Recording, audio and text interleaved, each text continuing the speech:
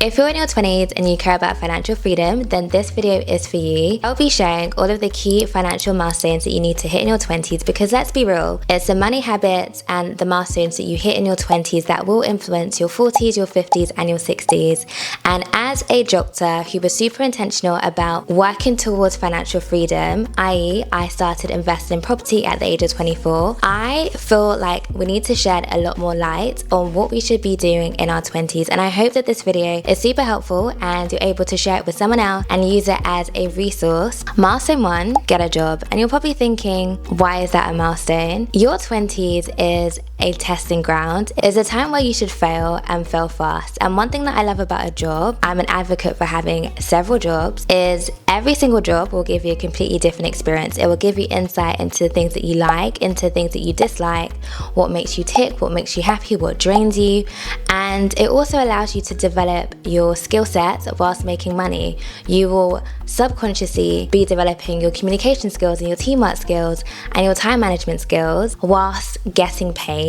But in having a job and having different jobs, you'll be able to work out what you want your dream job to look like. When we look at different industries, the individuals in an industry that are most valuable are those that have been in the industry for a while and they understand it and they know they like it and they know that they have some form of competitive advantage that they can use to work up the ranks really quickly. So don't get me wrong, there are a few exceptions to the rule, such as the founder of Pressemonge, who worked his way up in the company and started off as a manager, or the CEO of I think Planet Fitness, who started off as a receptionist and now has literally worked his way up to be the CEO of the fitness company. Most people don't tend to have a linear pathway. They tend to do loads of different things that kind of wiggle and then happen to storytell really well and end up landing into their perfect role or creating their perfect role. Have jobs, have several jobs, enjoy your job and try to get as many experiences as possible in your 20s. Milestone 2 is mastering delayed gratification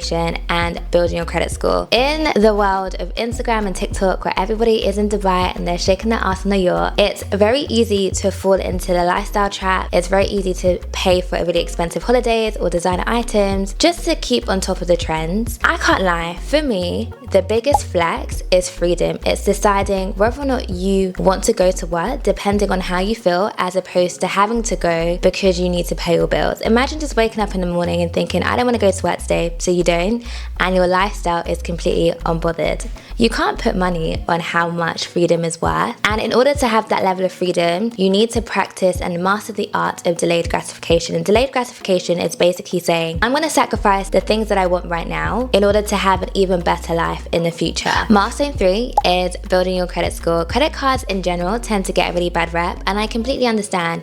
If you're not aware of how to use a credit card properly, you can end up owing a lot of money very quickly because of the high interest rates associated with them. But when you do use credit cards well, you can have really fancy holidays for a fraction of the price if you have a credit card that gives you points and you use those points towards your holiday. One thing that people tend to forget is when you use a credit card, you basically have a trail of how you use money. So if you are someone who uses their credit card for everyday spend and then when the statement is generated at the end of the month, you pay in full, so you're not having to pay any interest, then you're going to have a higher credit score in comparison to someone who doesn't pay their credit card statement when it's due, or they pay the minimum amount and they've accumulated a lot of interest and it's become a negative feedback loop. If you have a high score, chances are you're more likely to get access to better products. So in other words, you're more likely to get access to mortgage products that have lower interest rates, or you'll have access to business loans that have better interest rates in comparison to someone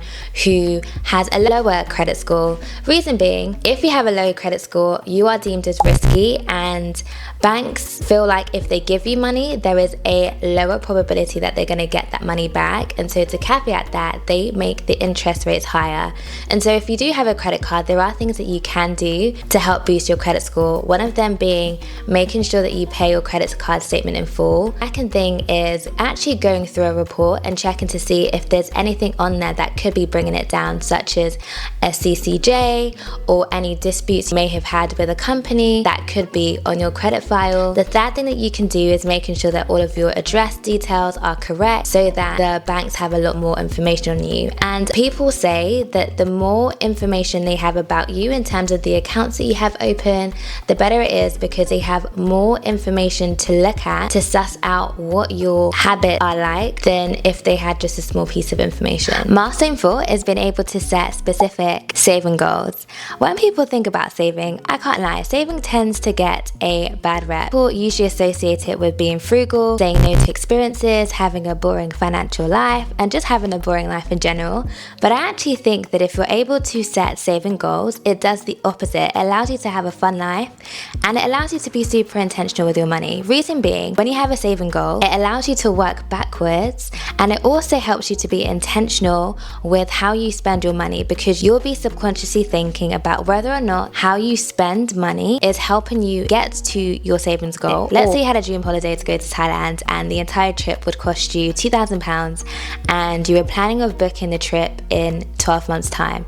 So already you know that in order for that to happen, you would need to put aside roughly £170 every single month. And so when you are thinking about spending money on Starbucks or Costa and you're slightly out of budget, because you've set the goal that you want to go to Thailand and you know that you need to put aside £170 roughly every single month, when things start to clash with that, you're more likely to say no. And because you have an end goal in mind, you're also going to stay motivated, because you know that it's for a short season and the end result is a dream trip that you're going to be super excited about. And one thing that I would encourage you, regardless of what age you are, you need to have an emergency fund, which is basically 3 to 6 months worth of living expenses saved away.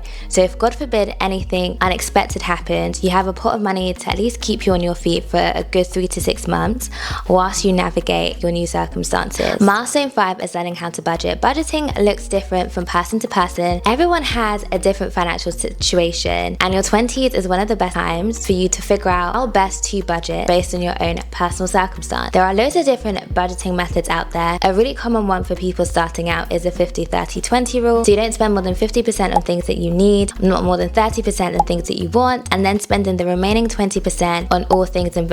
And the difference between want and need is very much a survival thing. So if you need it to survive, then it is a need, whereas if it's more of a lifestyle thing, then it's a want. As I mentioned, there are loads of different budgeting techniques. So you've got value-based spending, which is where people don't tend to look at the price of an item. They are more so focused on the longevity of it. You've got the pay yourself first method, which is when people will assign a certain amount of money to themselves every month, which they will use to invest.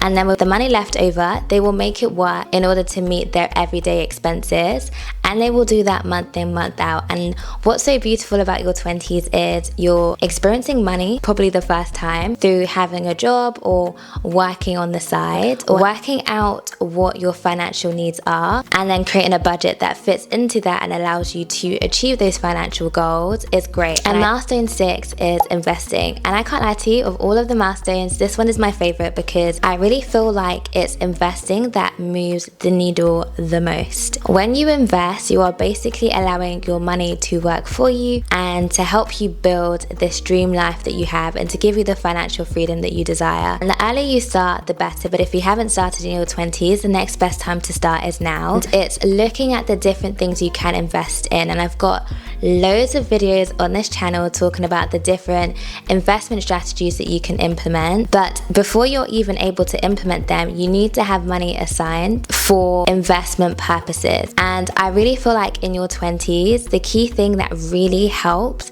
is developing the habit, the consistent habit of putting aside a set amount of money every single month and making sure that that money is put into something that will make you more money, which is why I'm really big on people automating their investing, just so that it removes the brain power of having to remember to invest money every single month. And one of the things I'd encourage young people to do, especially if you're in your 20s, is to look at something known as index funds. Index funds are basically a ready-made basket that track a section of the stock market. So if we look at the S&P 500, that tracks the top 500 companies in the US. And so if you purchase the S&P 500, you will own shares to 500 of the US top companies rather than having to buy individual stocks of those companies. And so it takes the guesswork out, and it's relatively easy because you don't have to actively manage those individual 500 shares of each of those companies. Because it's an index fund and it's tracked, it's quite passive. And with the returns that you get, if you reinvest those returns from it and you're consistently putting money into it over a period of time, you benefit from something known as compounding. And so in 10, 20, 30 years down the line, that amount of money could be worth a significant amount. So that brings me to the end of this video on the 6 milestones that you should try to hit in your 20s. Let me know if you feel like I've missed a milestone, and if you found this video useful, don't forget to like and send it to someone else who could also benefit from it, and I will see you in my next video. Bye!